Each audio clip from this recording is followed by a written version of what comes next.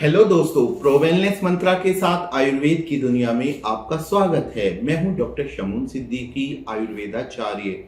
दोस्तों, आकाश में बहुत सारे तारे हैं, परंतु ध्रुव तारे की बात ही अलग है। इसी तरह कहते हैं कि जिस सितारे की जितनी ज्यादा रोशनी होती है वो उतना ही ज्यादा लोकप्रिय होता है। इसी प्रकार दोस्तों, आयुर्वेद जगत में औषधियां तो बहुत सारी हैं, परंतु कुछ औषधियां विशेष हैं जिनके गुणगान से, महिमा मंडन से आयुर्वेद के ग्रंथ भरे हुए हैं। ऐसी ही औषधियां हैं जैसे आंवला है और विभीत की है, हरित की है, और ऐसी ही एक औषधि होती है पिप्पली।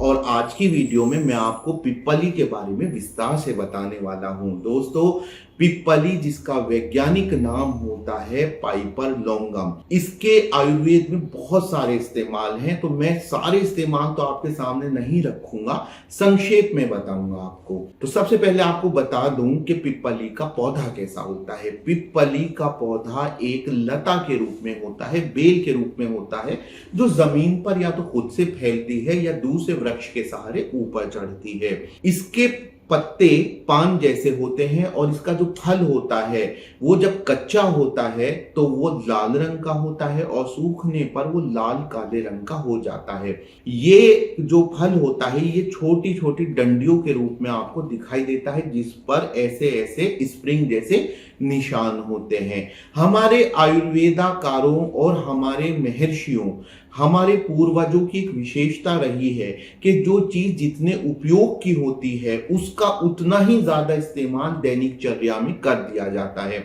और पिप्पली इसका अपवाद नहीं है। पिप्पली हमारे रोजमर्रा के खानों का हिस्सा बन गया है। गरम मसाले के रूप में ये आपको मिल जाता है, तो गरम मसाले का एक अवयव पिप्पली होता है। जब मैंने बात की इसके वैज्ञानिक नाम की तो बताया आपको कि पाइपर लॉन्गम होता है। पाइपर नाम से और भी कई औषधियां प्रचलित हैं, जैसे पाइपर निग्रम यानी काली मिर्च, जैसे पाइपर चाबा यानी चोब चीनी। अब बात करते हैं इसके औषधीय गुणों की। आयुर्वेद के अनुसार ये कफ और वात की अधिकता से उत्पन्न हुए दोषों को दूर करता है।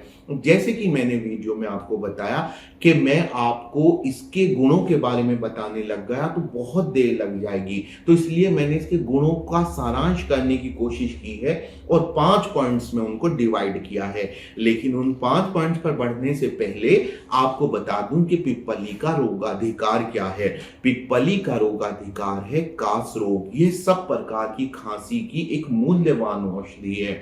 हर प्रकार की खांसी यानी कफ में ये इस्तेमाल होती है। अब मैं इसके 5 मुख्य गुण आपको बताता हूं। बात डाइजेस्टिव सिस्टम की जाए यानी पाचन तंत्र की, तो ये अग्नि मानदेय यानी कि अगर आपको खाना हजम ना हो रहा हो, भूख ना लग रही हो, तो इस प्रकार के रोगों में प्रयोग होता है। तो इसी को हम प्रकारांतर से कह सकते हैं कि भूख न लगने के साथ साथ लीवर की प्रॉब्लम्स में भी यूज किया जाता है। नंबर 2, इसका इस्तेमाल श्वास रोगों में होता है। तो श्वास रोग जैसे कि खांसी, जैसे कि अस्थमा, ब्रोंकाइटिस, सभी प्रकार के उनमें इसका बहुत यूज किया जाता है।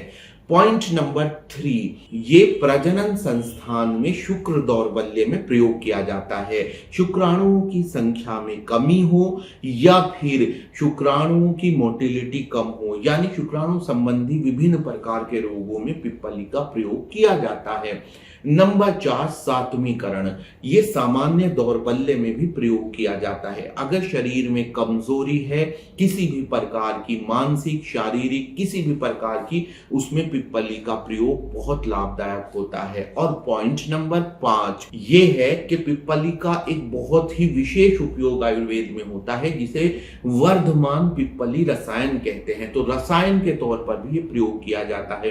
रसायन का अर्थ दोस्तों केमिकल नहीं होता। आयुर्वेद में रसायन का अर्थ होता है एडेप्टोजन, यानी वो पदार्थ जो हमें बाहरी तनाव से और जो स्ट्रेस है उससे हमारी रक्षा करते हैं। तो ये 5 तो फायदे हो गए पिप्पली के। इसके अलावा इसका रोगाधिकार हो गया कि ये खांसी में प्रयोग होती है। अब हम बात करते हैं कि इसको इस्तेमाल कैसे किया जाता है। इसका इस्तेमाल किया जाने वाला हिस्सा है इसका फल और कुछ इसकी मूल भी प्रयोग की जाती है, परंतु विशेषकर इसके फल का ही प्रयोग किया जाता है जो डंडी के रूप में दिखाई देता है।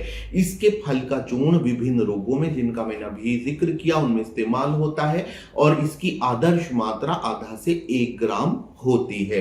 तो ये थे पिप्पली के बारे में आपने जो मेन पॉइंट्स पढ़े। चलते चलते हम इसके कुछ विशेष योगों की बात कर लेते हैं। तो इसके कुछ विशेष योग हैं, जैसे कि ताली शादी चूर्ण है जो खांसी और नजला जुकाम आदि में प्रयोग होता है। इसी तरह सितोपलादी चूर्ण है जो खांसी नजला जुकाम आदि में प्रयोग होता है। अगर मैं इसके साइड इफेक्ट की बात करूं तो उसका भी मेंशन करना जरूरी है, क्योंकि अगर आप इसको आवश्यकता से अधिक मात्रा में लेते हैं तो ये विभिन्न प्रकार के रोग उत्पन्न कर सकता है। कफ को कुपित कर सकता है, वात को कुपित कर सकता है। तो इस तरह से आप इसका जब इस्तेमाल करें तो जो निर्धारित मात्रा है उससे अधिक प्रयोग ना करें।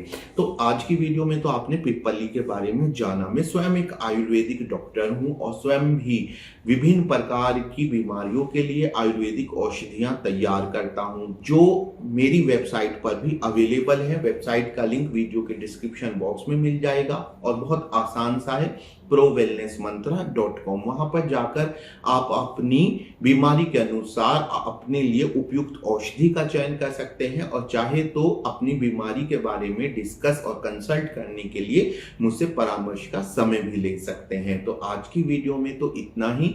मिलते हैं अगली वीडियो में। वीडियो देखने के लिए धन्यवाद।